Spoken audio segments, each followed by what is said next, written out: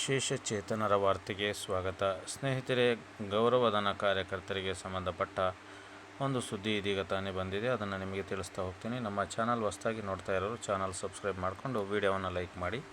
ಪ್ರತಿದಿನ ವಿಶೇಷ ಚೇತನರ ವಾರ್ತೆಯನ್ನು ತಪ್ಪದೇ ವೀಕ್ಷಿಸಿ.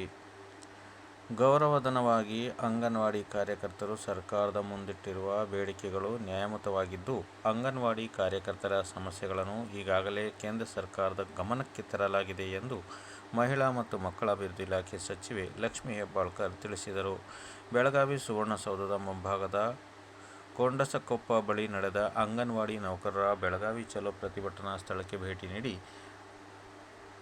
ಗೌರವಧನ ಹೆಚ್ಚಳಕ್ಕೆ ಸಂಬಂಧಿಸಿದಂತೆ ಕೇಂದ್ರ ಸಚಿವೆ ಅನ್ನಪೂರ್ಣ ದೇವಿಯವರನ್ನು ಭೇಟಿ ಮಾಡಿ ಮನವಿ ಸಲ್ಲಿಸಲಾಗಿದೆ ಎಂದು ತಿಳಿಸಿದರು.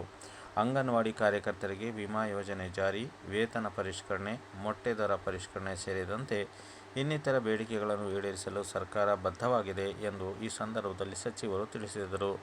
ಗೃಹಲಕ್ಷ್ಮಿ ಯೋಜನೆಯನ್ನು ನಮ್ಮ ಇಲಾಖೆಯಿಂದ ಜಾರಿಗೆ ತರುವ ಮೂಲಕ ಬಲಿಷ್ಠರಾಗಿದ್ದೇವೆ. ವೇತನ ಹೆಚ್ಚಳ ಏರಿಕೆ ಸಂಬಂಧ ಮುಖ್ಯಮಂತ್ರಿಗಳ ಜೊತೆ ಮಾತನಾಡುವೆ ಎಂದು ತಿಳಿಸಿದರು.